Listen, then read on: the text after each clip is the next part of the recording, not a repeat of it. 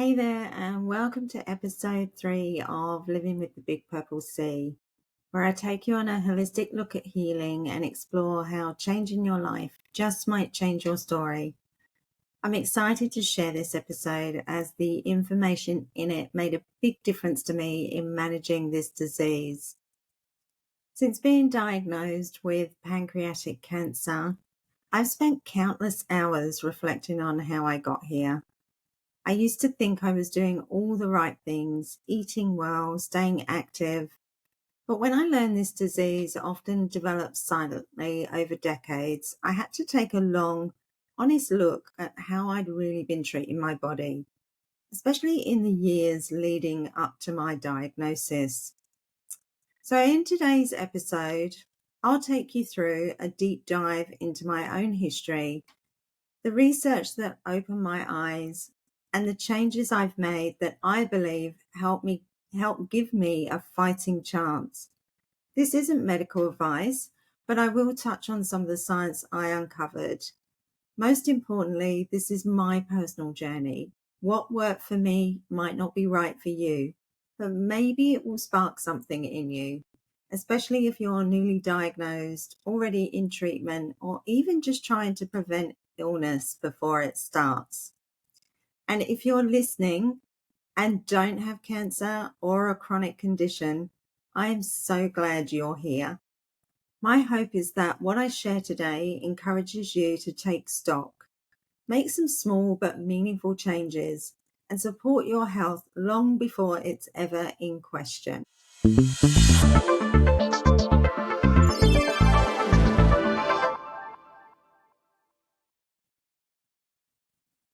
Before we dive in, let me be really clear about one thing.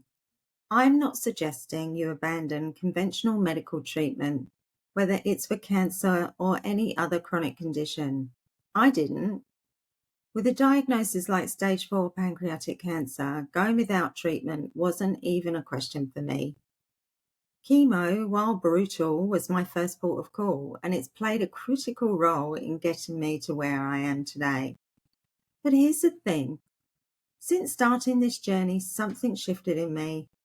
I've developed a deep belief in the body's incredible ability to heal itself if we give it the right environment to do so. Our body is not just a collection of isolated parts. They're interconnected. They're intelligent systems that, when in balance, can do extraordinary things. The body always tries to warn us when something is off. It whispers before it shouts. I spoke about this in episode 1. Those early nudges I tuned out for years, and like many people, I did what we're taught to do. I went to the doctor, took the meds, and assumed that once I felt better, I could carry on exactly as I had been. But here's the uncomfortable truth I had to face. That way of thinking was part of the problem. In fact, some might say it's the definition of stupidity, doing the same thing over and over and over again and expecting a different result. Sound familiar? It's easy to fall into the trap of believing there's a pill for every problem. And to be fair, for a lot of things there is. But for the really serious stuff, the things that sneak up on us after decades of neglect, stress, poor diet, and disconnection between mind and body, the solutions aren't always so straightforward. And here's where things get a little uncomfortable to talk about.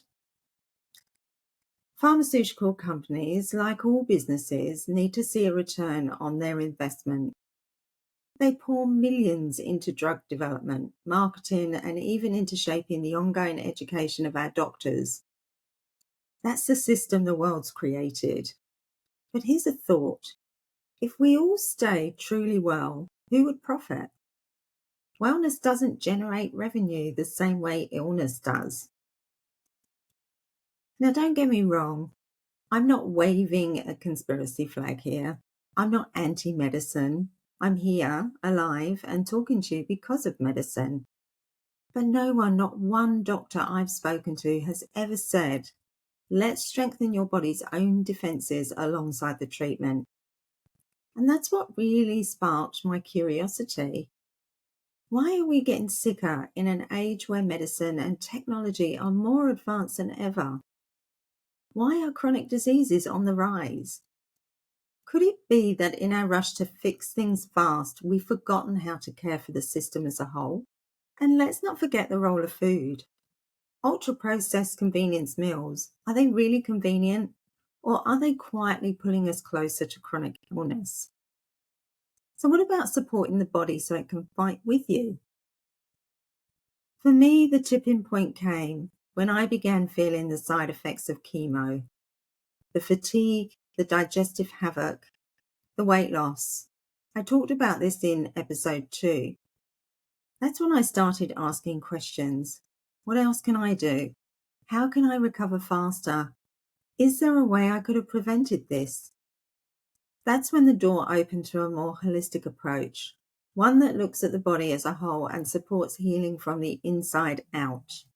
What is the pancreas anyway, and what does it do? All right, before we go any further into the juicy stuff like diet and lifestyle, let me back up for just a second. Because honestly, before my diagnosis, I didn't have a clue what the pancreas even did. I mean, if you'd have asked me back then, I would have said, yeah, isn't that something to do with regulating insulin? And that's not wrong. So my first move was to research this mysterious organ, and wow, there's so much more to it. What I found was eye-opening. The pancreas is a vital organ. It's tucked away behind the stomach and close to the spine. It's actually buried quite deep in the body, which is part of the reason pancreatic cancer is so hard to detect early. But more importantly, the pancreas has two main jobs. One is digestive and the other is hormonal. The digestive side is called the exocrine function. And here's what really surprised me. 95% of the pancreas is involved in digestion.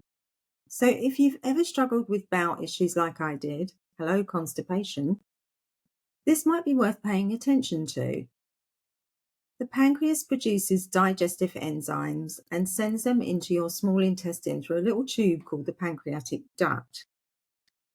These enzymes help your body break down the food you eat, and they go like this. Amylase breaks down carbs, lipase breaks down fats, and proteases break down proteins. The pancreas also releases bicarbonate, which helps neutralize stomach acid, so the enzymes can do their thing without being destroyed in the process. And when I learned that, let me tell you, it clicked. I finally felt I had a real clue as to why my digestion had been so off for so long. Now, the other 5% of the pancreas, that's where the hormonal magic happens. The hormonal side is called the endocrine function. This part is responsible for producing hormones that regulate your blood sugar, which is where insulin comes in. But there's more going on than just insulin. Here's a quick rundown that I found of the key hormones your pancreas produces. Insulin. It lowers blood sugar by helping your cells absorb glucose. Glucagon raises blood sugar by triggering your liver to release stored glucose. Somatostatin helps balance insulin and glucagon, and pancreatic polypeptide. It helps regulate how the pancreas does both its jobs. Now, if you or someone you love has type 2 diabetes, these might sound familiar. In fact, the research tells us that diabetes is actually considered a major risk factor for pancreatic cancer, right after smoking and obesity. Look, I'm not an expert on diabetes, so if you'd like more information on the pancreas and diabetes, I highly recommend digging deeper. You can ask your doctor or search through PubMed for reliable studies. Try using the terms pancreas plus diabetes plus PubMed, the plus being the little plus sign. So why did knowing all this matter to me? At the time I was doing this research, I'd already been diagnosed with pancreatic cancer. So I wasn't just learning for curiosity's sake. I wanted to understand what this organ did and, more importantly, how my lifestyle choices might have contributed to its decline. No, it wasn't going to change the diagnosis, but understanding the pancreas gave me context and it gave me clarity. And maybe, just maybe, it could help me figure out ways to manage the disease better alongside conventional treatment. What I discovered wasn't exactly shocking, but it was sobering. The pancreas is hugely sensitive to what you eat, how active you are, and how much stress you're carrying in your body. And with all those things, I had to face what I was doing head on. And honestly, I wish I'd done it sooner.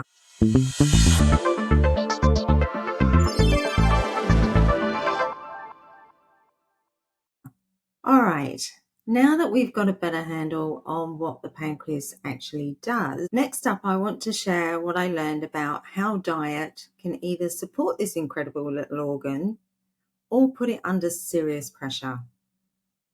Because what we put in our bodies, it matters more than I ever realized. Stick with me, I promise it's worth hearing. You are what you eat. You've probably heard the saying, you are what you eat. I used to throw that phrase around without thinking. But let me tell you, it never felt more true than it does now. After my diagnosis, when I started learning more about what the pancreas actually does, I discovered that diet plays a huge role. It can support enzyme production and help it function properly, or it can inflame it and contribute to disease. Everything we put in our body affects how hard the pancreas has to work. But in the beginning, I had no real clue what kind of diet helped or harmed it. I knew alcohol wasn't exactly good news. I had a friend in England who drank a lot of spirits and ended up with chronic pancreatitis. That planted a seed. Still, I figured wine and champagne were in a different category. I wasn't a spirits drinker, so it didn't apply to me, right? Wrong. What I learned is that alcohol in any form can damage the pancreas. It interferes with enzyme production and function, triggers inflammation, and causes oxidative stress.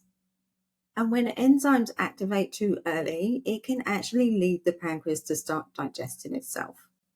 That's how acute pancreatitis begins. On top of that, alcohol produces toxic byproducts that damage the very cells responsible for enzyme production. Over time, this kind of damage and chronic inflammation isn't just painful, it's also an own risk factor for pancreatic cancer. So when I reflect on my relationship with alcohol, I'll be honest, it wasn't a healthy one. When I first heard I might have pancreatic issues, I cut alcohol out. And yes, I missed it at first, but not anymore. The benefits of quitting have been incredible. For many years, I was using alcohol to deal with stress. It became a form of escapism. I drank heavily in my teens and 20s, like many of us do. It was almost a rite of passage. And in Western culture, let's face it, alcohol is everywhere. It's sold to us as fun, relaxing, social. I even had someone tell me once they couldn't be friends with a teetotaler. Spoiler, we're still friends. Even up to my 50s, I often drank way over the recommended limits. Not because I had a dependency, but because I didn't see the harm. But harm can be cumulative. And when I learned that combining alcohol with smoking further increases the risk of pancreatic cancer, well, that was very sobering. I used to smoke from about the age of 16. It was fashionable back then. I quit 30 years ago, but who knows what damage was already done. Now, not everyone who drinks and smokes ends up with pancreatic issues.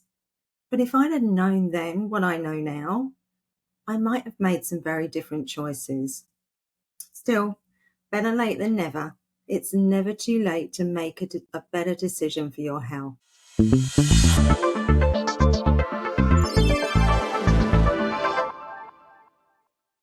Food Food was another big wake-up call.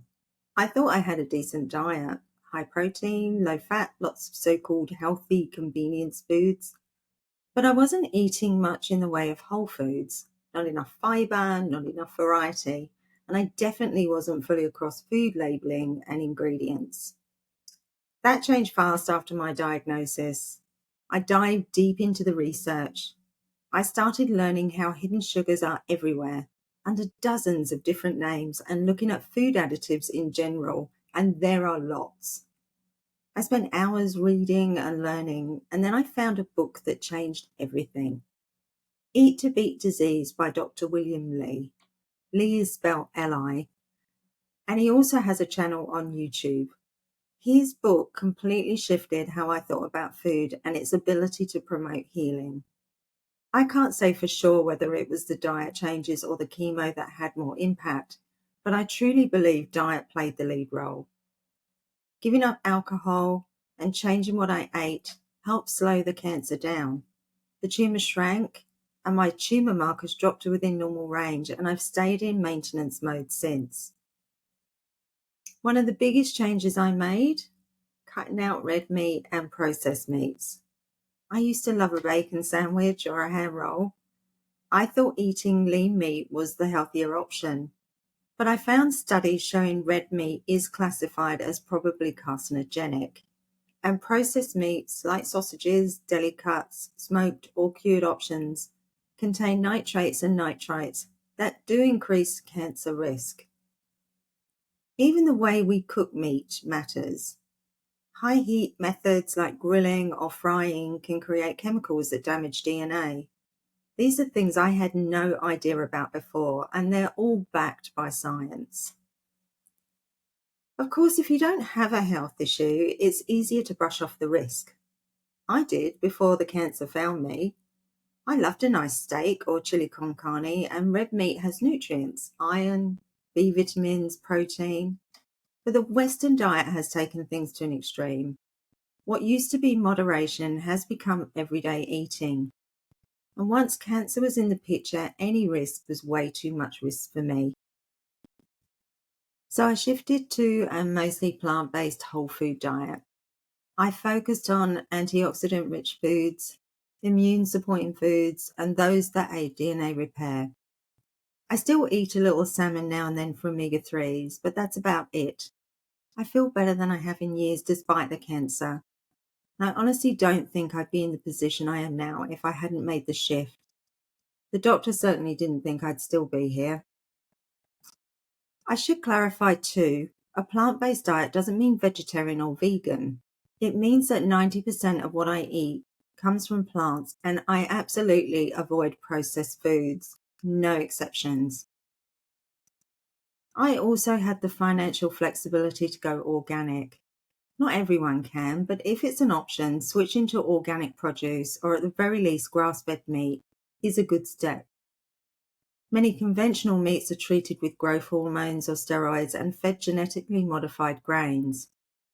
In Australia, GM foods are heavily regulated, but that varies country to country. So check what's happening where you live. And just so there's no confusion, I'm not judging anyone who eats meat. I did for years and my family still does.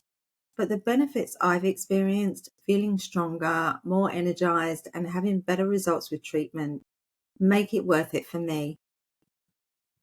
At the end of the day, doing the same thing and expecting a different outcome doesn't work.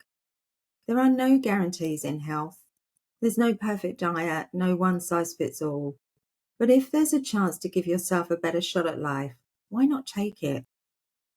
I did, and I have no regrets. I encourage you to start small, read a few labels, make one food swap, consider cutting back on alcohol. Every change counts. If you do make dietary changes, I'd love to hear what they are and if it's helped. And here's a thought before I wrap up the diet topic. I mentioned Big Pharma earlier, and I'll say this. They don't make money from people focused on wellness, but neither do food companies. The shelves are packed with ultra-processed foods that last forever thanks to preservatives. and not all of those are safe.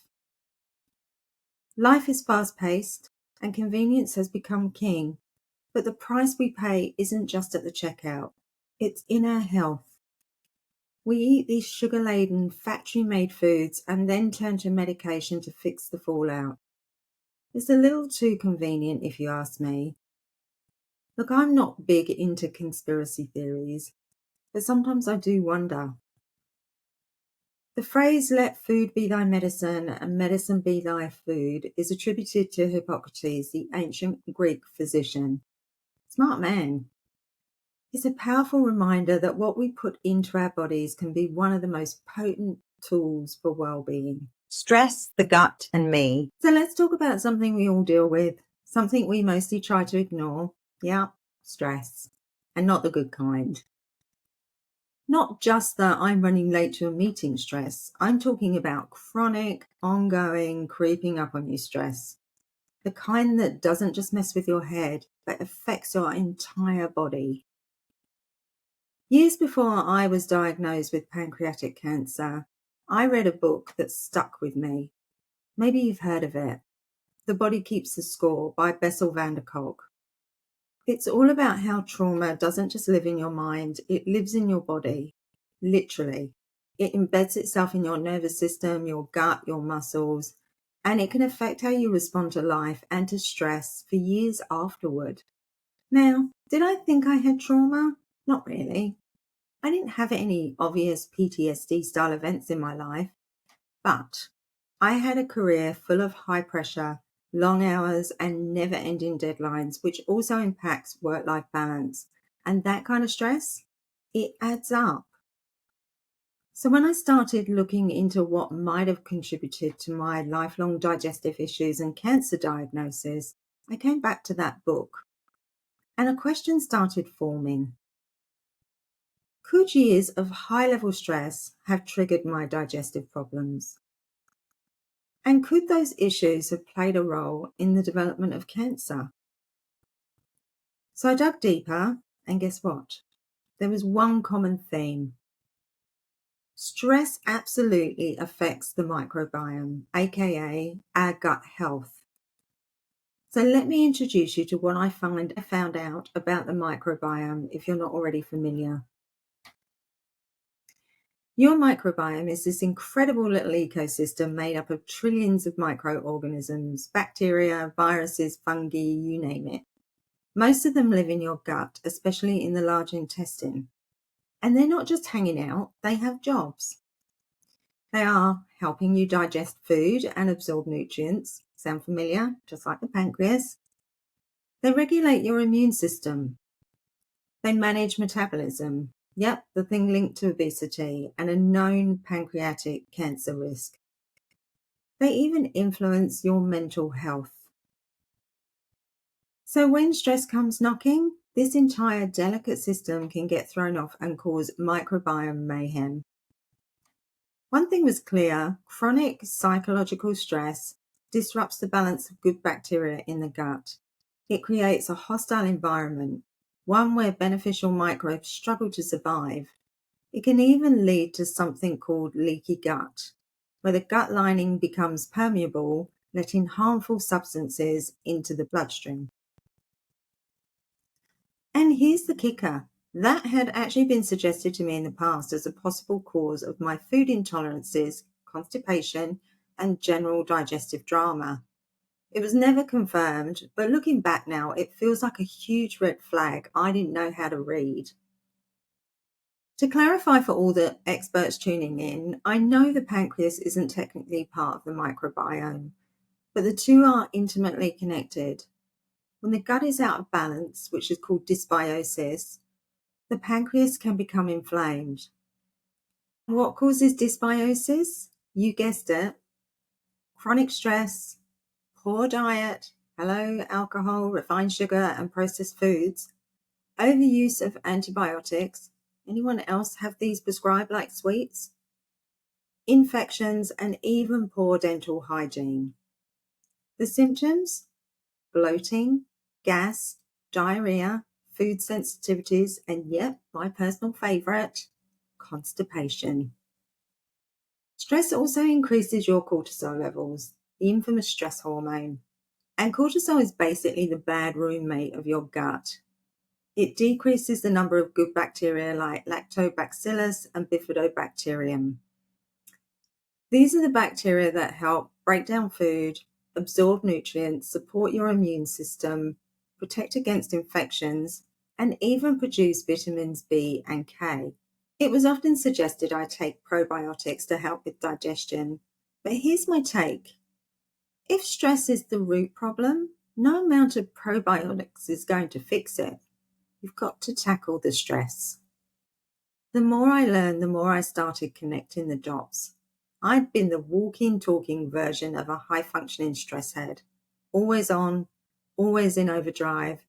And even though chemo had forced me to stop working and removed a lot of the external stress, there were still some internal habits and lifestyle choices I needed to rethink. I've already talked about diet, but I knew if I was going to give my body a fighting chance, I had to support it in more ways than just meds and food and stress reduction. So, movement, meditation, sleep hygiene, and alternative therapies, those all moved up the priority list and fast. On the topic of stress, though, if you're listening to this and thinking, that kind of sounds like me, I invite you to pause and ask yourself, what kind of stress am I carrying every day? Mentally, emotionally, physically? And what might it be doing to your body behind the scenes? Because whether or not you're dealing with a diagnosis, your gut health and your stress levels are talking to each other constantly. And trust me, the body really does keep the score. Movement as medicine, walking through cancer. When I was diagnosed with stage 4 metastatic pancreatic cancer, my world shifted in a way I can't fully describe. There's no handbook for something like this. One moment you're living your life, and the next you're in this storm of tests, treatments, and unfamiliar medical terms. What no one really prepared me for was the feeling of being disconnected from my body. It didn't feel like mine anymore. It felt like something broken, something fragile. And as someone who spent a lot of time at the gym prior to getting this disease, that was one of the hardest things to come to terms with. But strangely, beautifully, what helped me come back to myself wasn't medicine. It was movement, specifically walking. Now, I know it sounds a bit counterintuitive, doesn't it? You're going through chemo, you're exhausted, you're nauseous. Some days getting out of bed feels like an achievement. All the symptoms I described in episode 2. So when someone says, try exercising, well, it can feel, a little tone deaf. I get it, I felt it. But I also discovered that gentle movement, when done with self-compassion, can be one of the most powerful and uplifting things we can do for ourselves. I'm not talking about gyms or boot camps, training for a marathon or competitive sports, unless of course you still have the energy for all of that. I'm talking about a slow walk to the end of the street, light stretching or yoga, dancing to your favourite song in the kitchen, or just stepping outside and breathing deeply for 5 minutes. And yes, breathing, deep breathing, is movement. Some days for me, especially during IV chemo treatment, it really was just the driveway. And that was okay. Other days, when I felt stronger, I'd head out with my husband and our dog Harry and walk 5 kilometres. Sometimes a bit less, sometimes a bit more. But I was moving. And every step felt like I was reclaiming something I thought I'd lost. My strength, my will, and more importantly, my identity. And the research tells us there are real physical reasons movement is so powerful, especially when navigating cancer and chemo, and I can vouch for every one of these. It helps fight fatigue. Walking actually boosts your energy over time. It's like priming an engine instead of letting it stall. It supports digestion. As we know with a faulty pancreas and treatment, digestion can take a hit. Moving gently helps ease bloating, constipation, and nausea. It lifts your mood. Those short walks, they help me cope with the emotional weight and fear that chemo can bring. It preserves muscle. I lost a lot of strength during treatment. Walking helped me hold on to what I could, and that mattered. And finally, it supports your immune system.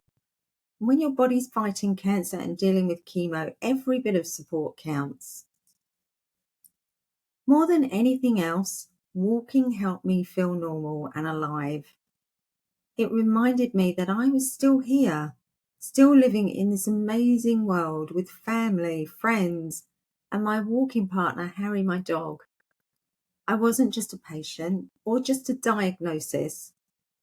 Every walk was a quiet act of rebellion, a fuck you to cancer, and a reminder to myself that I was never giving up, that healing wasn't just about what medicine and food could do for me, it was what I could still do with my body. So if you're listening to this, whether you're in treatment, supporting someone who is, or simply trying to find strength on a hard day, I want to say this. You are still you. You are still powerful. And your body deserves your care, your love, and your movement. Maybe today that means resting, but maybe tomorrow it's a short walk, or a stretch, or just 5 deep breaths. Remember, this isn't about hardcore exercise. It's about reconnection to your body through gentle movement. It's about reminding yourself you're not just surviving. You're still living, and we've got this. Stillness in the storm, mindset and meditation through chronic disease. If you stuck with me this far, thank you. This episode has been a journey so far through diet, stress and movement. And now perhaps the most powerful tool I've discovered on this road, the mind. Or more specifically, how we relate to our thoughts, our pain, our fear, and our sense of self in the face of this disease. And how when everything around you feels out of your control, your inner world can become your sanctuary. For me, that showed up in the form of meditation and mindset. So we're absolutely clear, I'm not here to tell you that meditation will cure this cancer or any cancer or chronic disease. I'm also not suggesting that a positive mindset is all you need. That's not only untrue, it's unkind. There's a lot about this disease that is brutal, unpredictable, and simply unfair. But what I've come to realize is this. How I show up and meet each day matters. How I meet myself in the fear, the pain, the fatigue, that changes everything. When I first started meditating, it wasn't about sitting cross-legged and becoming enlightened. It was survival. It was about having a place to go inside myself when waiting for the scan results or the side effects were relentless, or I just couldn't stop crying in the middle of the night. Meditation gave me pause. It gave me space between the panic and the present moment. It gave me breath when everything felt suffocating. And over time, it gave me something I didn't expect. Peace. Not all the time, not perfectly, but moments of peace. Enough to carry me forward and keep going. Getting scientific for a minute, studies have shown that meditation and mindfulness practices can lower stress hormone levels like cortisol, reduce anxiety and depression, improve immune function, help with pain management, even enhance the effectiveness of some treatments by supporting nervous system regulation. But beyond the studies, here's what I know from experience. When your mind is calmer, you make different choices. You breathe differently. You eat differently. You sleep differently. And your body notices. Mine certainly did. But let's talk about mindset just for a second, because this word gets thrown around a lot in the cancer space, often in ways that feel, well, dismissive. Stay positive. Be strong. Fight hard.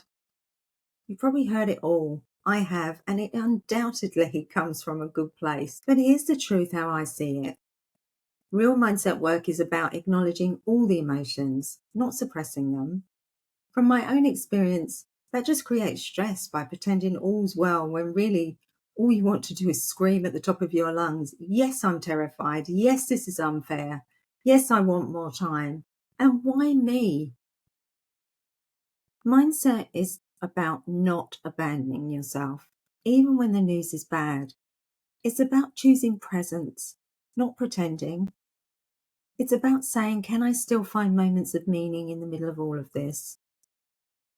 If you're not practiced and curious where to start, here's what works for me. 10 to 15 minutes a day in silence. No pressure. Just sitting, breathing, and noticing and acknowledging my thoughts. Using guided meditations on days when my mind is too noisy, including loving kindness meditations. Apps like Insight Timer, my go-to, or Headspace helped, where I send compassion to myself, even the parts that feel broken. And meditating with a friend. I have a regular Monday session with my beautiful friend Sophie, who's also a wellness coach, and a bit of a plug for her business here, Ken's Coaching. She is a beautiful soul and so worth spending time with. But sometimes my meditation is just sitting with a cup of tea in total silence, in the sun, feeling the warmth, basking in the moment with my dog Harry. That all counts too. Some other mindset anchors I use to ground me and set daily intentions are: 1. This moment is enough. When the future feels impossible, I bring myself back to the now. One breath, one moment, 1 hour, one day at a time. 2. I can't control the outcome, but I can influence the journey. What I eat, how I move, what I focus on, how I rest, these are mine to shape. And 3, I'm not just a patient. I'm a person. Cancer is something happening to me, but it is not me. Going through something like stage 4 pancreatic cancer, sometimes everything seems loud. The hospital visits, the thoughts, the fear when it creeps in, and the grief. Yes, this grief for the life I once had and the things I can no longer keep doing. But what I learned is that in the middle of that noise, you can still access silence. And in that silence, you may just find a kind of strength you didn't know you had. In episode 2, I said you don't know how strong you are until you have no choice. It's so true. So if you're listening to this and you are struggling, try closing your eyes after this episode. Take a breath. Put your hand on your heart and just be. You don't have to fight every second. Sometimes the most powerful things you can do is be still and allow yourself to feel without judgment, without a fix, just with presence, and just know, I feel what you feel and I'm right there alongside you. The healing hours, sleep and the pancreatic cancer journey. Let's look at one of the most overlooked but essential tools in the healing toolkit, sleep. Not just any sleep, but the deep restorative kind that whispers to every cell, you are safe, you are healing, you are whole. When going through a chronic disease like pancreatic cancer or any cancer, the body's energy is pulled in many directions, physically, mentally, emotionally. Treatment demands strength, and strength isn't just built through medication, meals, movement, and mindset. It's cultivated in the quiet hours of rest. There is so much science on the topic of restorative sleep, it's hard to know where to begin. What I know, though, is that sleep isn't passive. While we rest, the body is actively repairing, restoring, and recalibrating. Immune cells regenerate, inflammatory markers go down, hormones like melatonin and cortisol sink in ways that regulate stress and recovery. For someone navigating pancreatic cancer, sleep becomes more than routine. It becomes therapy. In fact, studies suggest better sleep during treatment can improve response rates, tolerance to chemotherapy, and even mood stability. All very nice, but let's be honest, sleep disruptions during cancer are incredibly common, whether it's from medication side effects, the stress, nighttime pain, or the hum of life in general. Good rest can feel elusive, and that's okay. Acknowledging the struggle was the first step for me towards gentler solutions. Here are a few intentional tweaks that help me take steps towards reclaiming my sleep pattern. Creating wind down rituals, soft music, gentle stretches, guided meditation, supporting the circadian rhythm, having a consistent bed and wake up time, minimizing stimulation, so no caffeine, screen time, or heavy meals before bed for me. Talking to my care team. Some symptoms when I was going through IV chemo could only be managed with medical support. And my advice, never suffer silently. I didn't really understand the true value of sleep until I started walking this road with pancreatic cancer. Suddenly, rest became more than a break. It became an act of defiance, of hope, of healing. Some nights, my mind races with questions. My body aches in ways I didn't know it could. I've lain awake wishing for rest to come like it used to, effortlessly. But I've learned to be gentler with myself, to stop seeing sleep as a goal to conquer and start treating it as a gift to receive, however it shows up. There are nights when even 2 or 3 hours of solid sleep feel like gold. And when that happens, I hold on to it. I celebrate it quietly. Because in those hours, I know my body was doing something sacred, repairing, restoring, holding me together from the inside out. If you're in the thick of it too, please know you're not alone. We're not here to do it perfectly. We're here to do it with grace, with honesty, and on the days we can't, with permission to just be. So tonight, when the world quiets and it's just you in the dark, may that silence wrap around you like understanding. May you find even a moment of peace. And if not tonight, then maybe tomorrow.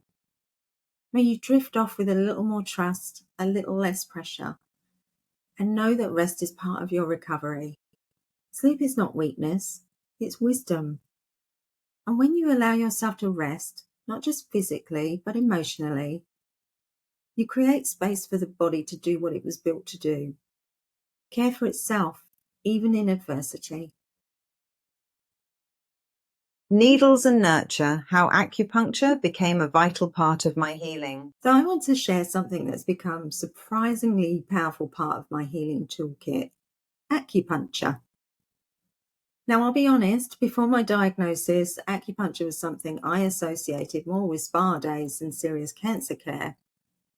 But once I was in treatment, I learned that anything which could help manage the side effects, ease discomfort, or restore a sense of balance was worth exploring. And so I gave it a try. One appointment turned into a weekly ritual, and now acupuncture is firmly embedded in my routine. What surprised me most was how much it helped with chemo-related symptoms, fatigue, insomnia, chemo-induced peripheral neuropathy, and even the emotional roller coaster I find myself on some days. There's something grounding about lying there still and quiet while tiny needles help realign the energy in your body. Whether you're into ancient Chinese medicine or not, my own experience is that it's both physically and deeply meditative. I found my acupuncturist to be more than a practitioner. They've become a partner in my healing. We work together to understand what my body needs each week. It isn't just about relieving symptoms, it's about creating a sense of calm in a time that can be anything but. Acupuncture doesn't cure cancer, and it's not a replacement for medical treatment, but it absolutely can support your body as it goes through the storm. I'm a big believer in the power of complementary care, and acupuncture is very much part of my ongoing care and treatment plan. In an upcoming episode, I'll be joined by my acupuncturist for a special episode where we'll talk more about the science, the techniques, and what you might expect if you're curious to try it yourself. So stay tuned for that, because if you're on your own cancer journey or supporting someone who is, this might just be another piece of the puzzle you didn't know you were missing.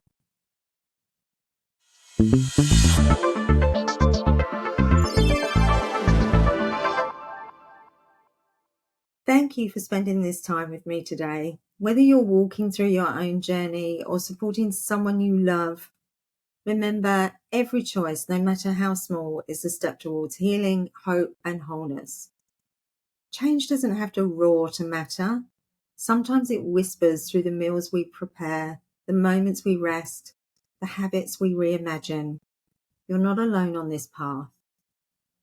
If this episode brought you strength or sparked a shift in perspective, share it with someone who might need it too. And remember, wherever you are, whatever stage you're in, you are more than this disease. You are still here, and that is enough. Until next time, be gentle with yourself and your pancreas. Stay curious and keep choosing life, one breath, one step, one moment at a time. I'm right here with you. Love and light to you all.